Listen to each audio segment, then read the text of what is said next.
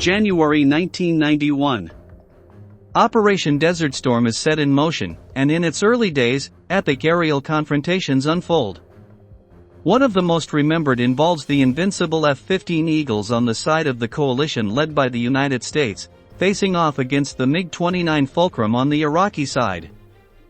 Although the MiG-29 Fulcrum was a Soviet-designed aircraft specifically developed to achieve air superiority and destroy American F-15 and F-16 aircraft, recorded images of the impressive battle make it clear that true power must be demonstrated on the battlefield. In this new video from Military Aviation, we will learn the story of a double combat, or a pair of American Eagles decimated two MiG-29s in one of the most thrilling episodes of the entire operation during the Gulf War. Before delving into the details of this memorable duel, let's take a look at the contenders, two of the finest developments of the Cold War. In one corner, we come face to face with an icon of American military aviation.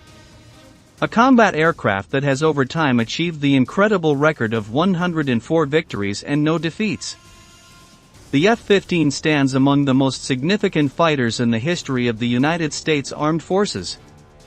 Manufactured by McDonnell Douglas, it entered service in 1976 in response to the increasing threats from the Soviet Union that the F-4 Phantom II couldn't counter.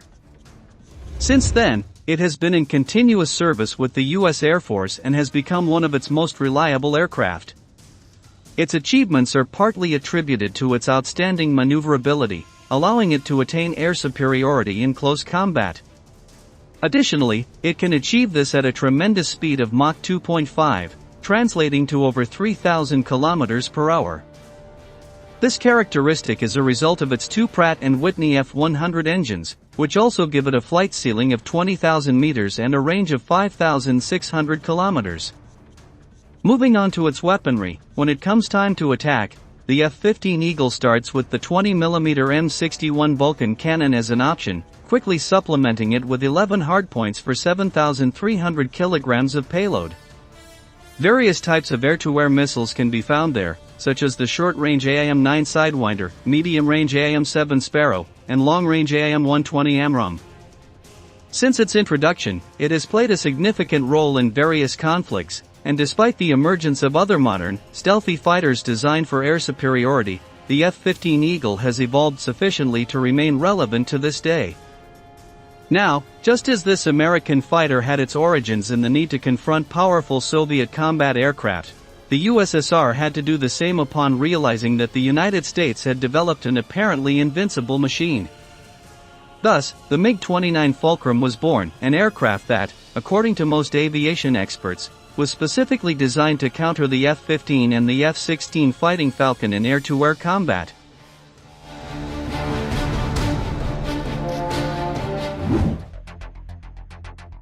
The MiG-29 made its introduction to the Soviet forces in 1983 as a combat fighter developed for high maneuverability and high-altitude, high-speed air combat missions against other aircraft of its kind. Its propulsion is powered by two Klimov RD-33 turbofan engines, allowing it to reach a maximum speed of 2,450 km per hour. It also has a range of 2,100 km and a flight ceiling exceeding 18,000 meters. When it comes to attacking enemies, the Fulcrum is equipped with a 30mm Gryazev Shipyanov GSH-301 cannon, along with 7 hardpoints for 4,000 kilograms of payload, including various bombs, rockets, and missiles such as the short-range Vimpel R-73, medium-range R-77, and long-range R-27 air-to-air missiles.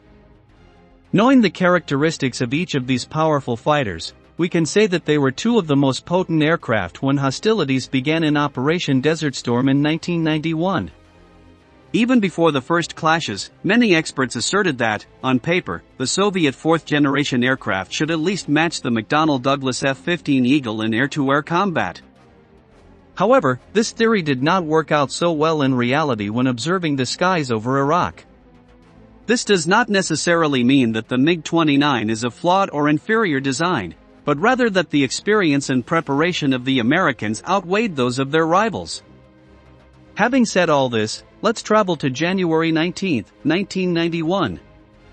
Captain Cesar Rico Rodriguez and his wingman, Captain Craig Mole Underhill, were piloting their F-15C Eagles from the 58th Fighter Squadron on a combat sweep mission ahead of a strike force of F-16s and F divided by a -18s.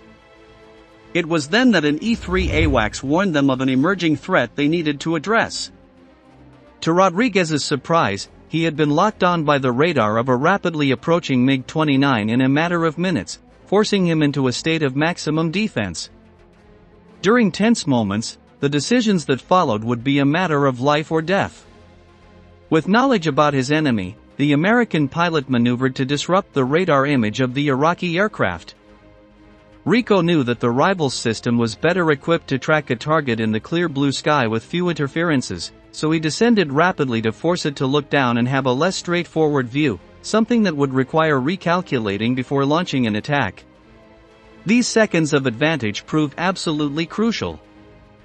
The excellent performance of his wingman allowed Underhill time to provide support and save him. Underhill fired a semi-active radar-guided AIM-7 Sparrow missile. The American weapon traveled precisely through the skies towards its target, and both American pilots saw the MiG suddenly become a fierce fireball in the air.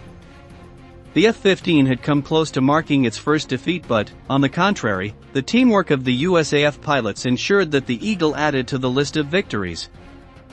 When the remains of the Iraqi combat aircraft disappeared over the terrain, calm returned to the horizon. Although it wouldn't last long. The AWACS controller contacted the American duo again to warn of a second detected aircraft. The pilots had two options: turn left and return to their base, or turn right to confront the mysterious plane. Rodriguez and Underhill did not hesitate and took the path that would lead to a new confrontation. As they approached the adversary, both checked its identifier, and what stood out was that the target showed a friendly electronic return for both. However, they knew it was unlikely to be a coalition partner. The system that recognized the aircraft as friendly prevented the pilots from launching a medium-range missile to destroy it before it got closer. Therefore, a new MiG-29 could approach at high speed to attack the F-15s in a visual range combat where it could gain an advantage against its rival. The aircraft began to perform complex maneuvers, eventually flying one around the other, getting closer to the ground.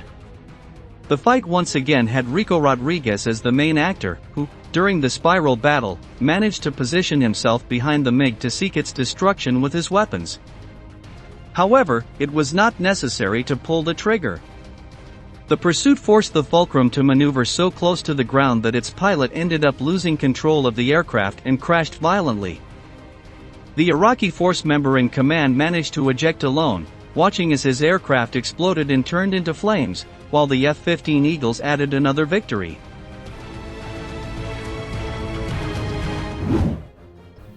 Over time, Cesar Rodriguez admitted that, after the duel and the tension of having to be 100% focused on decisions to win the combat, he became truly aware of how close he had been to becoming a casualty for the American forces in the Gulf War. Something he could avoid thanks to his skills in piloting the lethal fighter. Finally, sometime after the conflict, experts analyzed that a significant advantage for the Americans had been their use of the latest variants of short-range air-to-air AIM-9 missiles, while the Iraqi MiG-29s used aging Ir-60 missiles for close-range engagements instead of the newer Ir-73s from Soviet units. Probably, these latter missiles could have allowed for firing at more extreme angles and achieving better results. Nevertheless, American pilots also demonstrated their skill aboard the powerful Western fighters. Now, it's time to bid farewell. Thank you very much for joining us until the end. Stay tuned to our channel to meet again in the next video.